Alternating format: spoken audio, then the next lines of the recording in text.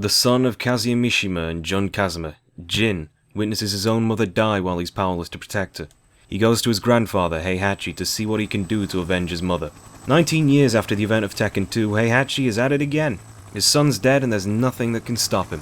He's playing political games using his personal army, the Tekken Force, to exploit third world disputes and use the land won for his own gain. This somehow includes Mexico, and Heihachi discovers the very same ancient evil being that killed Jun Kazuma, lurking in an Aztec pyramid. Heihachi announces the King of Iron Fist Tournament 3 to find a fighter that can defeat Ogre. From here on through the games, the themes of power focus onto different aspects of its destructive nature, but before I get into that, we should talk about gameplay. The best changes since the first two entries is the heavier and more grounded physics. This means that the large, slow, Virtua Fighter-esque jumps have been stunted quite heavily. This may seem like it weakens options at first, however it not only makes gameplay faster, but all characters have absolute lateral movement with commandable sidesteps. Tekken is finally a truly 3D fighter. Jin takes center stage as a fusion of both of his parents. It almost makes him the strongest character in the game, and his style flows and sways just like Jun's, but he has the swift power of Kazuya. In contrast, Heihachi's raw power has been emphasized in every game. He's a mountain of calm, and he very formally delivers godly beatdowns. Between them, their music is the most consistent sounding of the entire soundtrack, varying only in tempo and how heavy the guitar riff is. They're very similar in many ways, but Jin has more modern techno elements, as he should, being the next generation. It especially comes through in the PlayStation remixes. Lei Wulong and Martial Law feel just like their inspirations, the former being a slick, laid-back reactionary character like Jackie Chan, and the latter emulating Bruce Lee's compact and athletic powerhouse, which really comes out in their endings as they practice martial arts to varying success. Brian Fury, Bruce's replacement, has incredibly sadistic options added to the basic, carefully placed attacks, and his music reflects the careful chaos of his character. Ling Xiaoyu's character design and general aesthetic direction seem to have been directed by Yoko Yukiko, the wife of the Yoko Taro, who himself was working at Namco on Time Crisis 2's backgrounds on the arcade. Xiaoyu's music reflects her cuteness, undercut by her elegance in every movement and jump she has, having a rare freedom around the field. And a strong back-turn stance makes sense because she lives in Japan and probably gets the train to school. Paul contains the explosive destruction of a runaway freight train delivering nuclear bombs, a very Japanese take on America, and the bear characters have a similar but more feral kind of strength, of unrestrained mauling. These are characters I've picked out that I like, but every character has such a specific feeling to their motion to fit as many preferences as possible, with broad character traits you can easily feel attached to.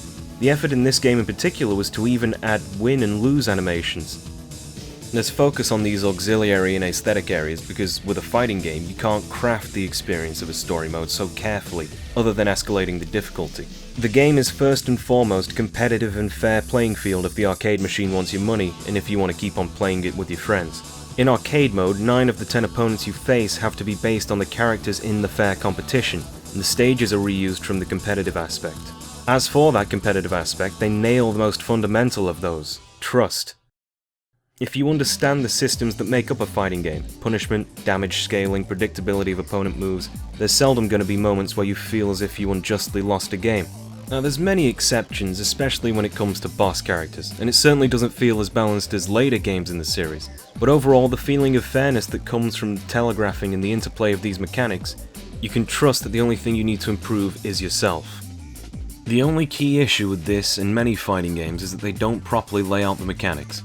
Punishment exists, and it's easy to see when somebody misses and they're probably open to attack. However, on block, one character will often have some disadvantage that you can gain in a short attack in. These aren't particularly well telegraphed because of the speed of the game. At a casual level, the game's simplistic control scheme is inviting.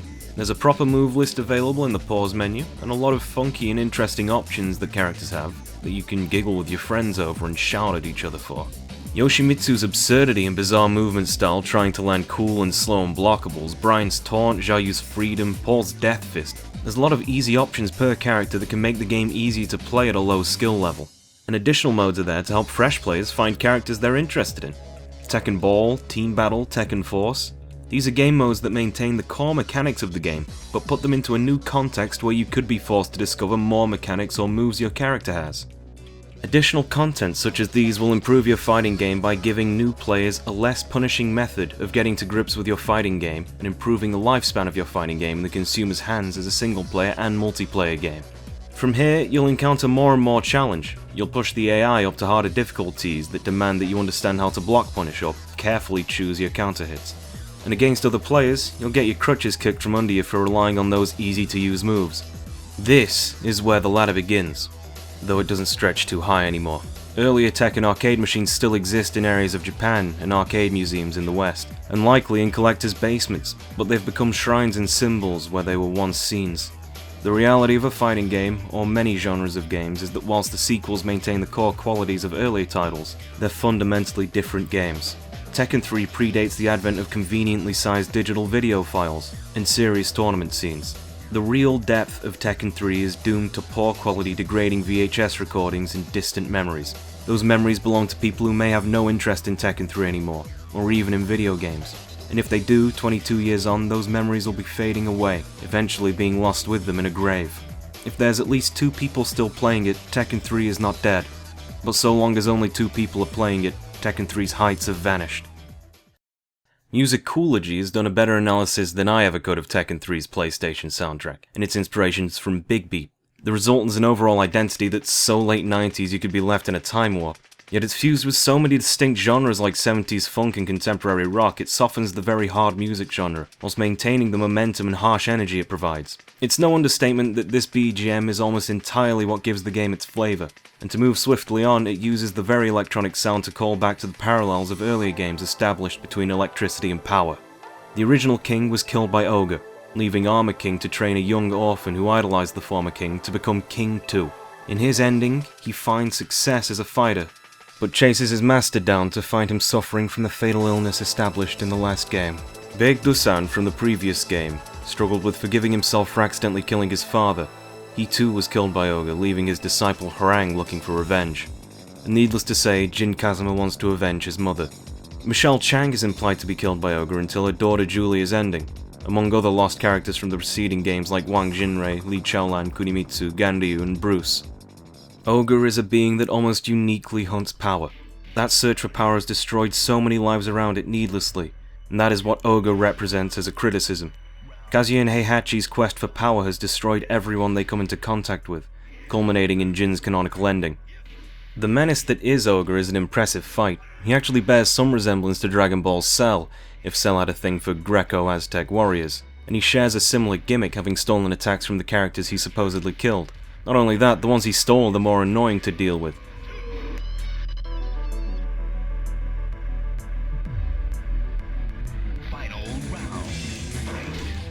After you defeat him in round 1, the arcade version's music transitions beautifully between rounds as he absorbs Heihachi, from the low-key version into a full heavy guitar riff that expresses the horror of the monster it's become. This is where the thematic link between Ogre and Heihachi becomes clear.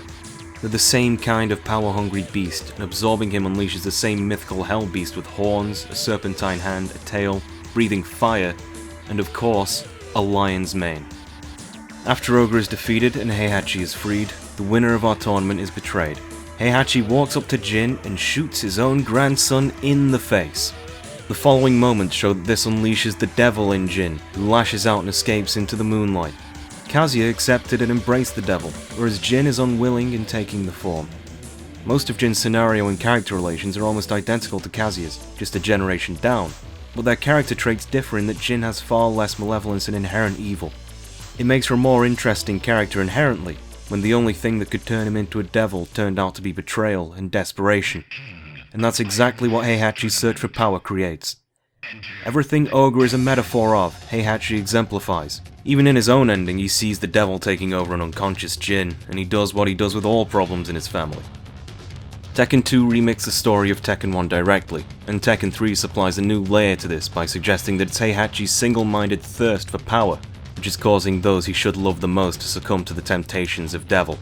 Heihachi is a character in which everything around him is poisoned by his will, and he hardly cares. It extends into other examples this time too. Eddie Gordo's story of finding revenge for his police officer father assassinated for being too good at his job leads him to a mansion where he discovers that the person running the drug trade his dad was investigating was none other than Kazuya. Add that one to the bastard's rap sheet. Brian Fury, the ex-cop replicant who was revived from the dead by Dr. Abel, runs headfirst into military corps to dislodge a tank turret and toss it like a psychopathic Olympian, killing them all. Jack is reactivated almost 2 decades later by his adoptive daughter, yet prey to another strike from orbit. Another playthrough reveals he can actually defend himself from such strikes now. Nina Williams was captured by the Mishima Zaibatsu and experimented on after trying to assassinate Kazuya with Aikido.